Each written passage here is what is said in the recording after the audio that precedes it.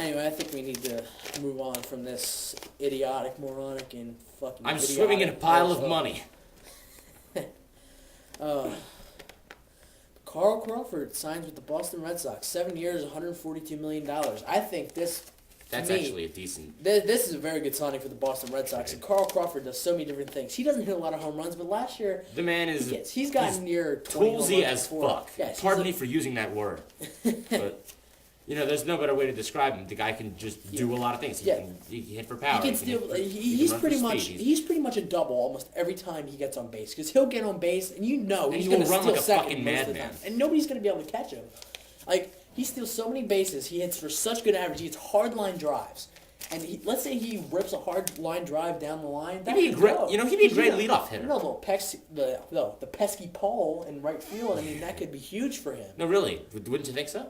What? He'd be a great leadoff hitter. Line drive He capabilities really always has been a leadoff hitter.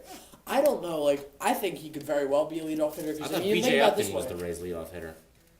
Well, Carl Crawford, I'm pretty sure did hit third there, but the Red Sox have a better lineup. Now, let's say you put that, you can put Crawford at leadoff, and then you can put Dustin Pedroia or something at second, in second. Yeah.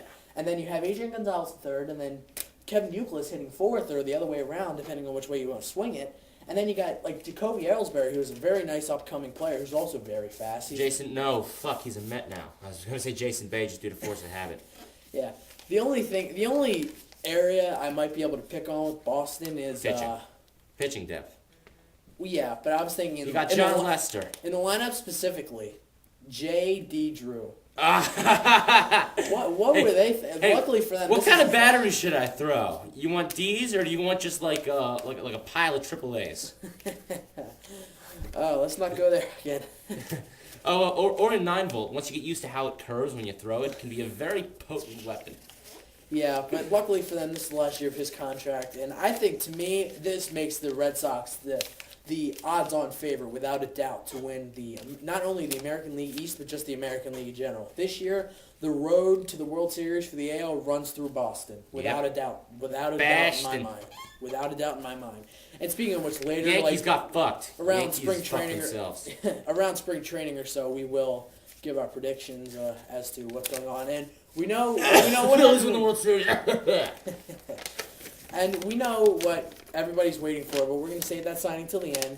Yeah. And I'm going to go on to Victor Martinez signing with the Tigers for 4 years and $50 million. It's amazing how not a single gram of fuck is given to this signing for me. To me, I think this is a very underrated signing. I mean, Victor Martinez, he's shown in his career he can hit. He's a very good hitter. And I think in the Tigers last year, they got Miguel Cabrera. I don't know, did they re-sign Maglio Ordonez? I think they moved him.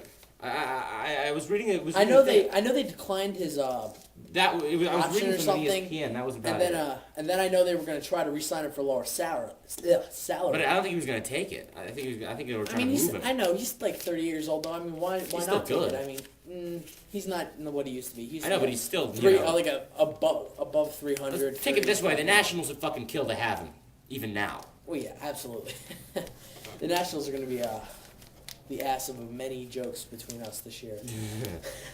Yeah, and the Mets. The Mets are like the new Nationals. I mean, the Nationals are at least trying. Well, the Mets, they're just franchise in turmoil. But we don't need to go there right now, do we? But anyway, I think they're a very underrated signing, and I think this creates a very interesting situation in the AL Central. You got the Twins, who have Justin Morneau coming back, Joe Mauer. Yes. What? Justin Morneau's coming back. Fuck yes. Everything about that is awesome. Yes. But the Minnesota Twins, who they're coming off kind of a rough ending to a great season. Yeah, 9 playoff losses in a row. But I think they're obviously still the favorites despite the signings that they keep getting matched up with the fucking Yankees. If they played any other team but the Yankees, they'd easily make it. The Yankees just own them like it's their job.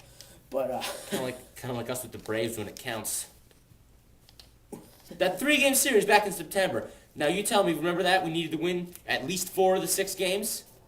And we took at that point, I don't think it really mattered because we were already up I know, but we had to put them in. We had to put the stomp on. That would have put them away, which it obviously we did. swept the first series, and I was at the last game with the body paint. Remember that shit?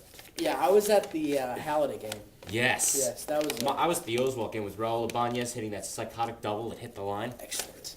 But anyway, I think this creates a very interesting situation because now that you have the White Sox who are contending, and now you even throw the Tigers in there because they got players like Justin Verlander, who's a very good pitcher, I think very underrated. Then you got Victor Martinez behind the plate, Miguel Cabrera at first base. You got a bunch of different players like just spread around that team that like they mesh together well. I could see them making a run in this thing. They could make a run. At least play spoiler to either one of the White Sox and the Twins. And you know, generally, like this is kind of pretty much a rule of thumb. The wild card comes out of the AL. Let's face it, nothing goes. You know, yes. Let's just face this right now, yes. though. That you know, just on paper right now, I mean, the Twins and the White Sox are gonna fucking kill each other. They're just gonna be cannibalizing each other for first place, and odds are it's never going to move anywhere beyond 3 or 4 games for a long period of time. I agree. I think this is going to come down right to the end between all 3 teams even. But let's face it this way. Let's just face it. The AL wild card every year, it's coming out of the AL East. You know it's coming out of the AL East. So if you're in the AL Central, the AL West, you pretty much have to win the division or you're not going to make the playoffs. So that's why I think this creates a very interesting situation. Kind of unfortunate because the 2 biggest media markets are in the AL East. Ergo more money, ergo, bigger teams, better players. That's just how it goes. And obviously, like I said, we're skipping over our big signing until the end. So the next one, Zach Greinke traded to the Milwaukee Brewers. Not going to change the fact that they don't really have that much.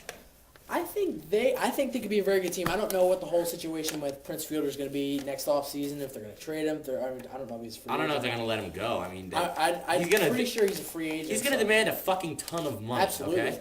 But, I mean, you look at it this way. They got Prince Fielder and they have Ryan Braun, 2 fantastic players. Yes. They're top 20 players in all of baseball. Hebrew Hammer. Then you got Corey Hart. Yeah. Absolutely. I wear my sunglasses at night. And then you got Corey Hart, who had a bounce-back year after 2 very disappointing years. Hey, he was in the home run derby. He's had a good year.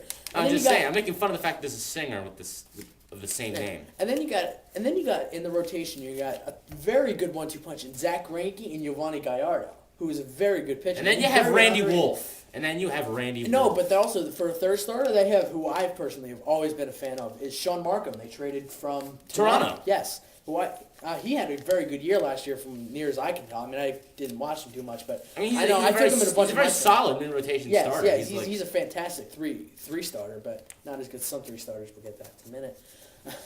But